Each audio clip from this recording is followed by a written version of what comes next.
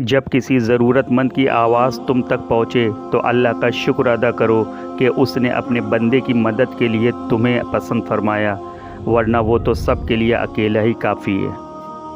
सजदे में अल्लाह की नाराज़गी के खौफ से गिरने वाला आंसू मोहब्बत है।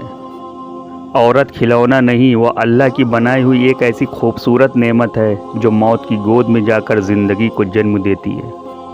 निकाह मुश्किल बनता तब है जब हम इस्लाम के दायरे से बाहर निकलते हैं, रिवाज पर आते हैं, रस्म पर आते हैं और फजूल रस्म की बुनियाद पर इस निकाह को लेकर जाते हैं।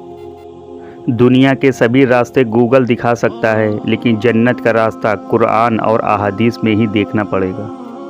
जनाजे के हमरा जाओ तो आप मुर्दे से ज़्यादा अपना गम करो, क्योंकि वो मलकुल मौत का मुंह देख चुका है और आपको अभी देखना है। वो मौत की तलखी का मज़ा चख चुका है और अभी आपको मौत की तलखी का मज़ा चखना है। हज़रत अली रज़ी अल्लाह ताला अन्हु फरमाते हैं, जब तुम किसी शख्स को उसकी दौलत की वजह से इज़्ज़त देने लगो तो तुम समझ लेना तुमने अपना ईमान खो दिया है। नमाज की पाबंदी से इंसान दुनिया में ही नहीं बल्कि आखिरत में भी कामयाब होता है। वक्त की कद्र करो, दुनिया में गुज़रा हुआ एक एक पल का हिसाब देना होगा। देने की आदत डाल लो, आना खुद ही शुरू हो जाएगा, इज़्ज़त भी, रिस्क भी और सुकून भी। अगर दर्द में कभी अल्लाह की याद आए तो उस दर्द का शुक्र करो जो तुम्हें अल्लाह से मिला दिया।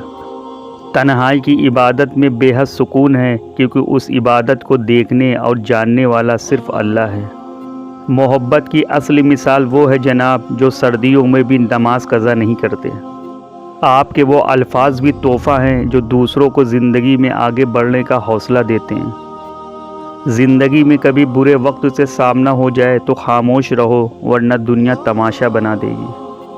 अल्लाह के फ़ैसले पर सवाल नहीं करते, हर काम ही उसकी मसलहत है। बस खामोशी से सब्र और यकीन रखो, अल्लाह से बेहतर ना ही हमें कोई समझ सकता है और ना ही प्यार कर सकता है। अपने दिलो दिमाग को ऐसी तरबियत दें कि वह हर चीज़ में कुछ अच्छा तलाश करने की कोशिश करे। समंदर बहुत बड़ा है, मगर हम उतना ही पानी ले सकते हैं जितना हमारे हाथ में आता है।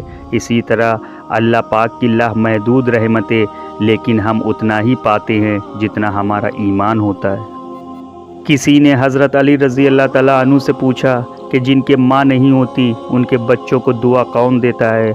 आपने फरमाया कि कोई झील अगर सूख भी जाए तो मिट्टी से नमी नहीं जाती, इसी तरह माँ के इंतकाल के बाद भी औलाद को दुआ देती रहती है। अगर अल्लाह राज़ी है तो मौत से खूबसूरत कोई पैगाम नहीं, और अगर अल्लाह नाराज़ है तो मौत से ज़्यादा खौफनाक कोई पैगाम नहीं। कुरान दिलो दिमाग खोल देता है, उसके लिए कुरान खोलना ज़रूरी है। हमारा अल्लाह इतना मेहरबान है कि हमारी इबादत और तकवा को हमारे चेहरे से ज़ाहिर कर देता है, मगर हमारे गुनाह सारी दुनिया से पोशीदा रखता है। अच्छे वक्त में अल्लाह का शुक्र अदा करना और बुरे वक्त में अल्लाह से तौबा करना कभी नहीं भूलना।